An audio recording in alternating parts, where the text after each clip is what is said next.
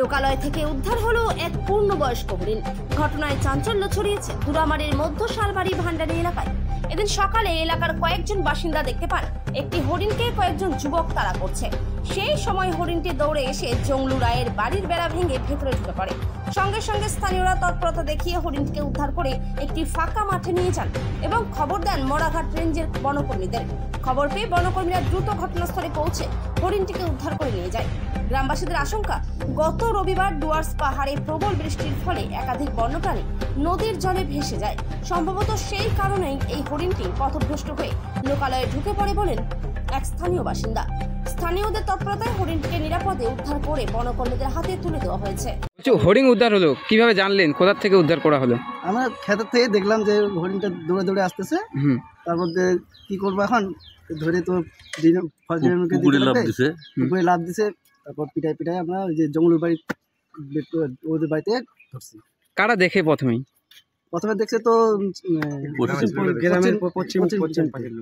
কোন এলাকায় ধরা পড়ে? দক্ষিণ শালবাড়িতে। বনকর্মীদের খবর দেন আপনারাই কি? এখন কি নিয়ে গেল? আপনার নাম? বাবলু রায়। কিভাবে দেখলেন হরিণকে? হরিণটা পশ্চিম দিক থেকে ধান ক্ষেত দিয়ে দৌড়ে দৌড়ে আসতেছিল। ওই পাড়ার লোকগুলো হরিণটাকে তাড়াইতেছিল। এই পাড়ারও লোক বাইর হইল। বাইর হওয়ার পরে এই যে পাশের জঙ্গলটা সুপারি বাগানে ঢুকে গেছে। সুপারি বাগানে ঢোকার পরে এখানে অনেক লোকজন তো হরিণটাকে ঘেরাও করে ফেলছে।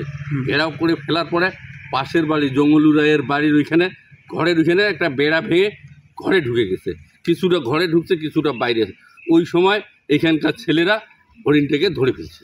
কেন জঙ্গল থেকে কেন লোকালয়ে একের পর এক বন্যপ্রাণী বের হচ্ছে? এটা সম্ভবত এই যে কয়েকদিন আগে বন্যাটা হয়ে গেল না, এইদিকে নাগড়াকাটা ফাগড়াকাটা, এইদিকে আমাদের এদিকে ওই ইয়েতে হয়তো বাইর হয়েছে, কোনো জায়গায় লুকাইছিল, ওখানে মানুষের তাড়া খেয়ে এইদিকে ছুটে আসছে।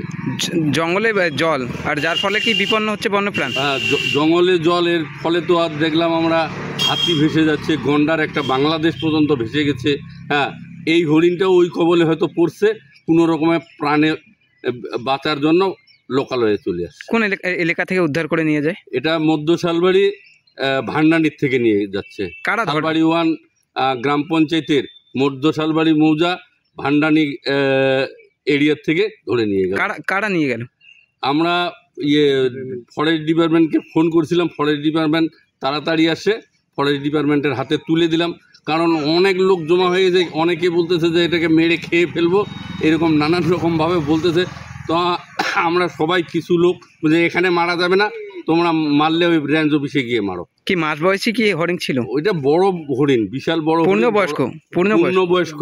মাদা না মাদিরে? এটা মাদা হরিণ পূর্ণবয়স্ক। এটা ওর ওয়েট না হলো করে 60-70 কেজি হবে। কখন আসেই? এটা তো বাইর হয়েছে কখন জানি না, আমরা তো এখানে 12টার সময় ওকে ধরলাম। এখন বনকর্মীদের হাতে তুলে দিল। এখন আমরা তারপরে বনকর্মীরা আসলো, আমরা তাড়াতাড়ি বনকর্মীদের হাতে তুলে দিলাম, লোকগুলো চলে গেল। এই এক্ষুনি তুলে দিলাম। আপনার নাম? আমার নাম প্রধানচন্দ্র রায়। আপনার বাড়ি? আমার বাড়ি মধ্য শালবাড়ি, এইখানেই বাড়ি।